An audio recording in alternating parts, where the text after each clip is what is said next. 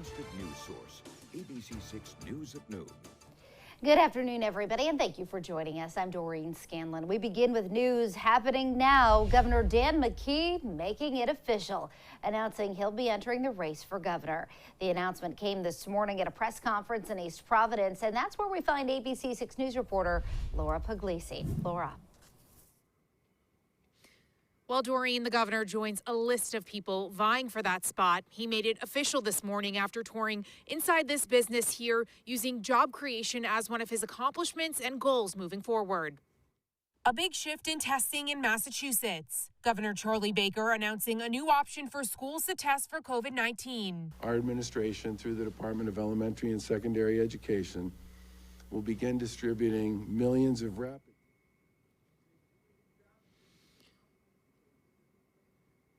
Okay, sorry about that. It looks like we have the wrong story in there. We are working to get that story up in a moment, and we'll be right back with that story as soon as we have it.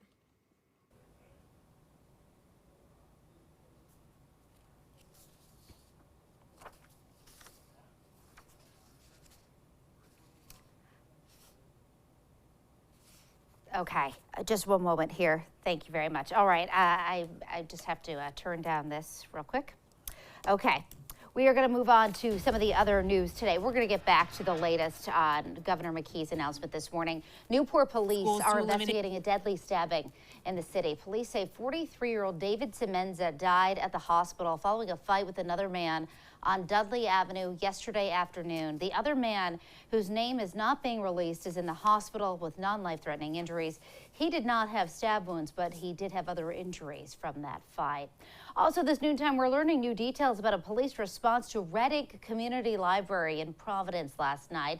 Police confirmed they were called there after a group of neo-Nazis showed up to disrupt a reading of communist books. Police say there were 15 or 20 members of the neo-Nazi group, and they were hitting the front window. The crowd started to leave once police showed up. Nobody was arrested, and the library was not damaged. We'll have more on this starting on ABC6 News first at 4. And Providence Mayor Jorge Elorza issued a statement just a short time ago about this. He says Providence is home to diverse people, cultures, and ideas, and our city has no room for hate-filled actions meant to intimidate and cause fear. He goes on to say, my administration is committed to making every resident feel safe and protecting the rights of people who are gathering peaceful. Elorza went on to encourage anyone with information to contact Providence Police. We'll be right back.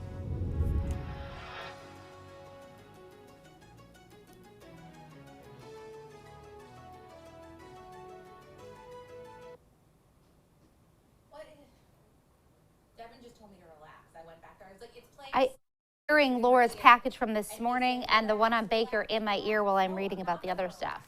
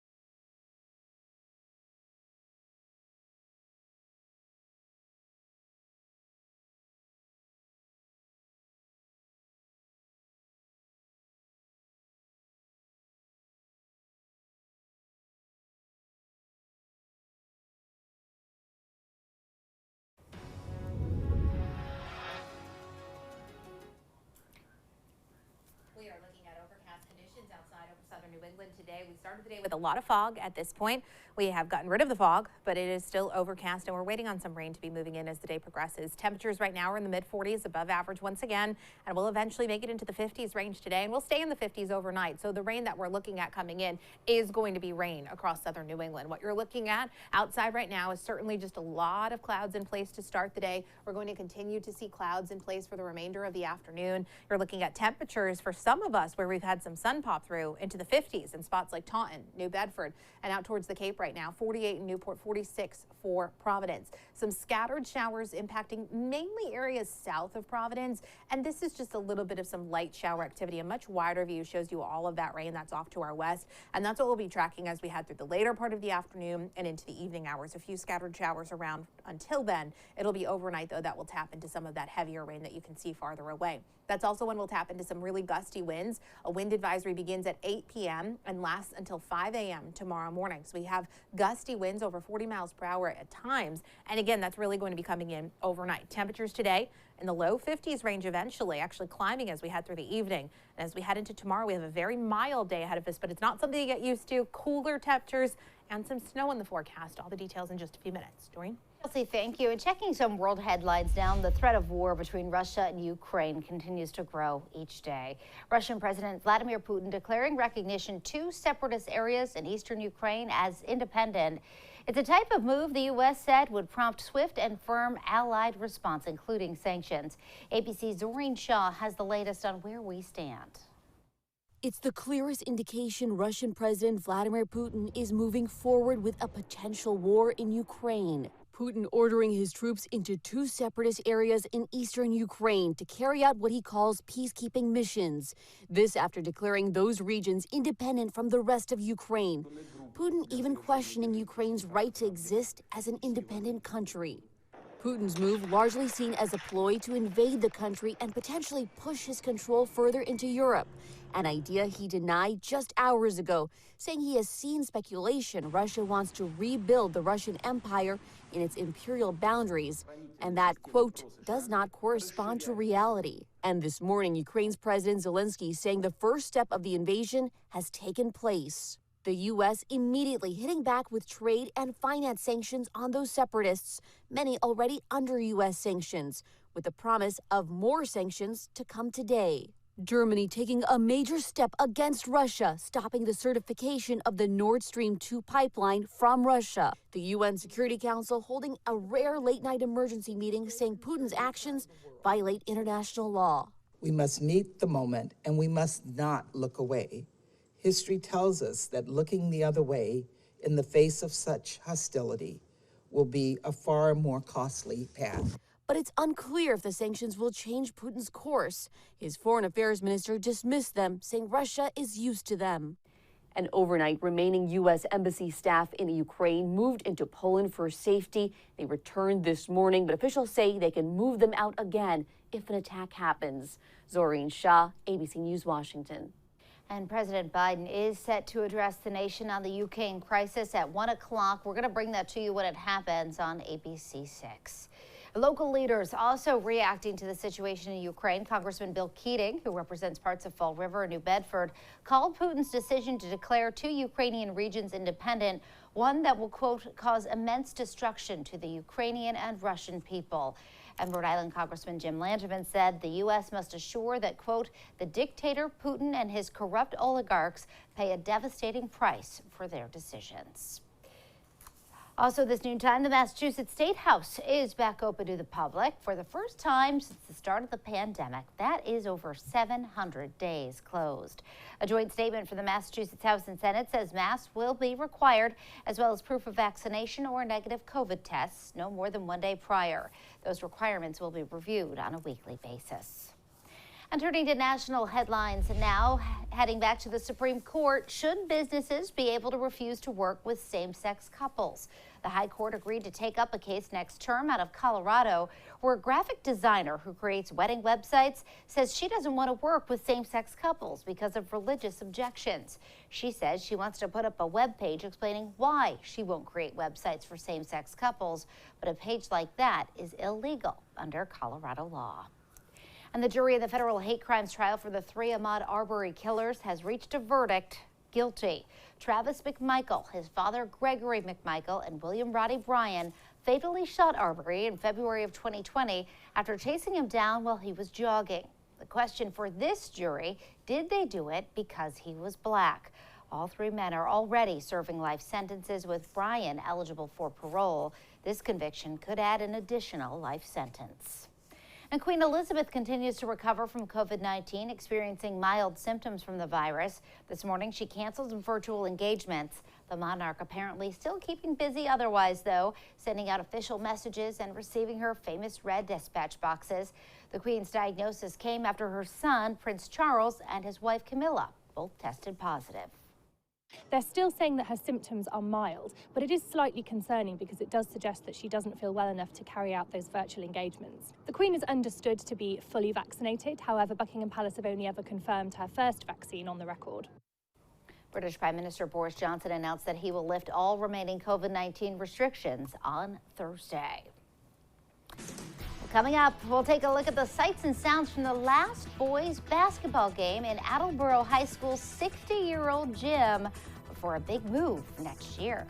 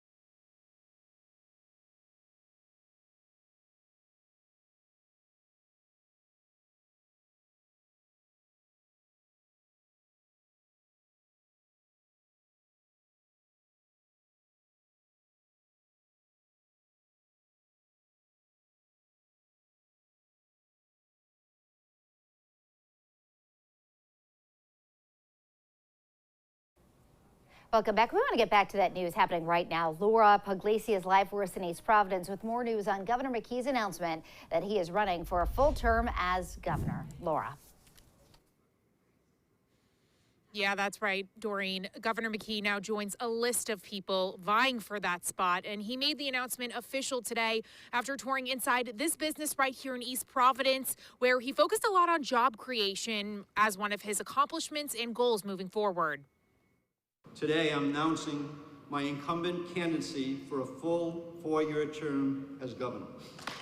Governor Dan McKee making it official, announcing he's entering the race for a full 4-year term as governor of Rhode Island. I'm running to create good-paying jobs and support small businesses, to grow our economy, and fight for hard-working people and their families in all 39 cities and towns.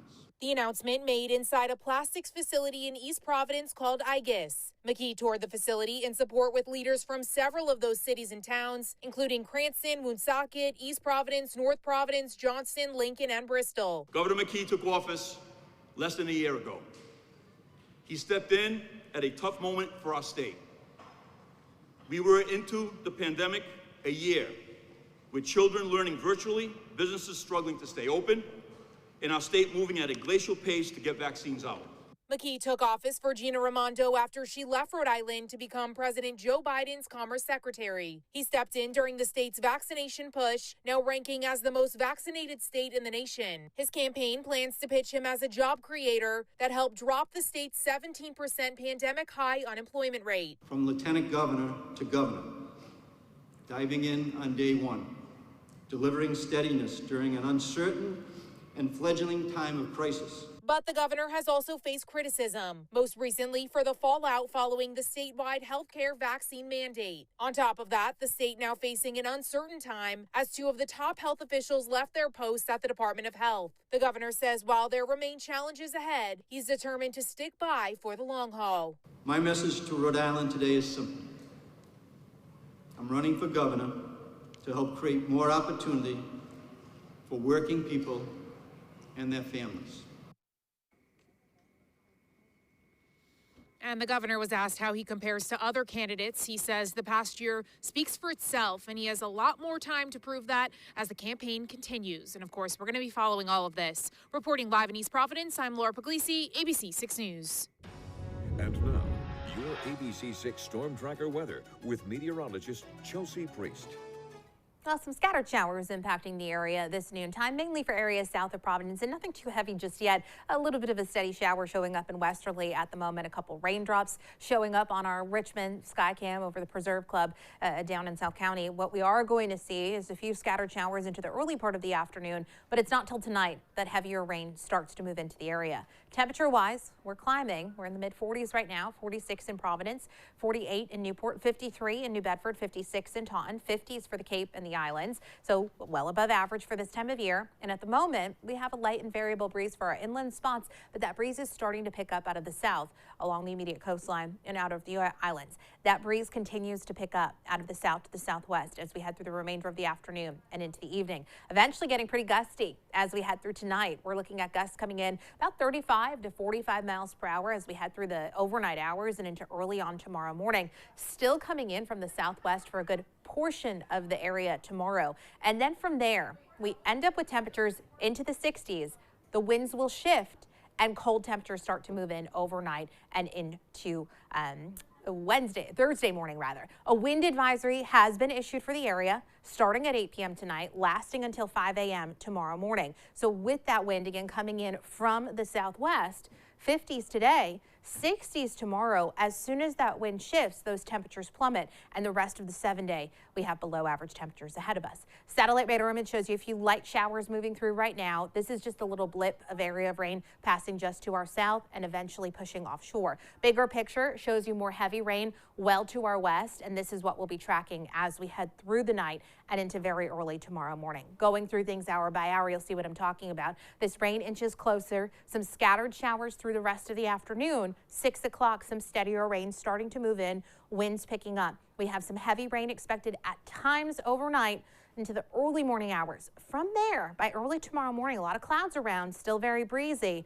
but we are looking at drying conditions, eventually clearing conditions, and we end up with a little bit of sun tomorrow afternoon. It'll be a breezy day, but a very warm day with temperatures well into the 60s. From there, we end up with the breeze shifting. Again, temperatures drop pretty quickly into Thursday morning. We end up with increasing clouds through the day on Thursday. Thursday itself looks dry, just a lot cooler. And then you can see some system kind of forming, trying to come together down to the south and west of us. And that will get closer overnight Thursday into Friday. And with those temperatures so much cooler, we actually have snow in the forecast by early Friday morning. It looks like we get a front thump of some snow, and then some mixing is likely, and then we likely end as some snow into Friday. So we go from a 60+ degree day tomorrow to accumulating snow in the forecast for Friday. But we're going to get through this storm system first overnight and into early tomorrow morning, and then we'll focus in on Friday's system. Increasing clouds continue this afternoon, temps in the low 50s with late day rain becoming a bit more steady. With steady rain and gusty winds overnight, temps at about 50 degrees, and then tomorrow, early morning showers, gradual clearing. It's a warm day, temperatures well into the 60s. Those winds will be shifting, though, eventually late in the day, starting to come in from the north. Temperatures drop into the 20s by early Thursday morning. Thursday, you'll see increasing clouds. You'll end up with some snow arriving in the early morning hours on Friday. Snow, rain, sleet mix possible during the daytime on Friday, and then we're still chilly into the weekend. Doreen? All right, Chelsea, thank you. And ABC6 covering our schools now. And last night, the final boys basketball game in the 60-year-old gym at Attleboro High School. A new school is being built right next door. The Blue Bombardiers facing Durfee. Attleboro closing the gym with a win, 67-42. The last girls' game in the gym is scheduled for tomorrow night. Pick of the Litter is next at noon. It's a sad story for this 15-year-old Chihuahua. We're going to introduce you to little Bella coming up next.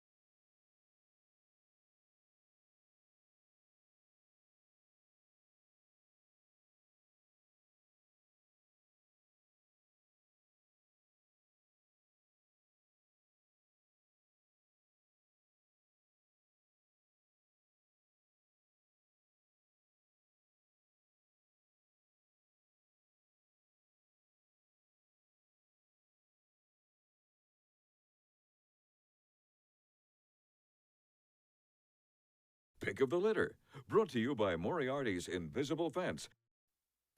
Welcome back. It is Tuesday, which means it's time for this week's Pick of the Litter. Got Wayne and Katie from the RISPCA and Bella today. Wayne, tell us about Bella. So Bella is I would say a girl, but she's a lady of indeterminate age. She could be from 12 to 17 years old.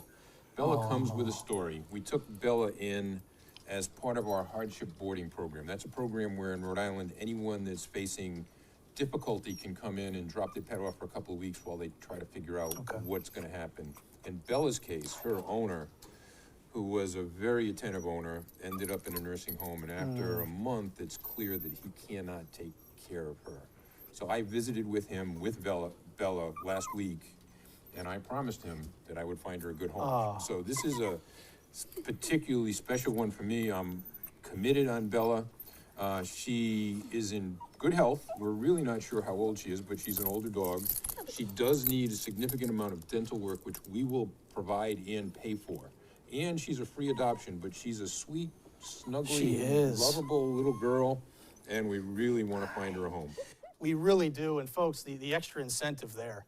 You talk to her owner, who we need to find her a home, don't we? We really do. Yeah. We really do. It's important to him, and I told him that I would report back and let him know how she was doing as soon as I had her placed. Bella, we're going to get you a home, sweetie.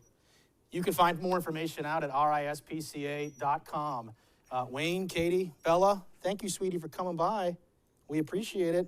Let's get you a home. More ABC6 News at noon after this.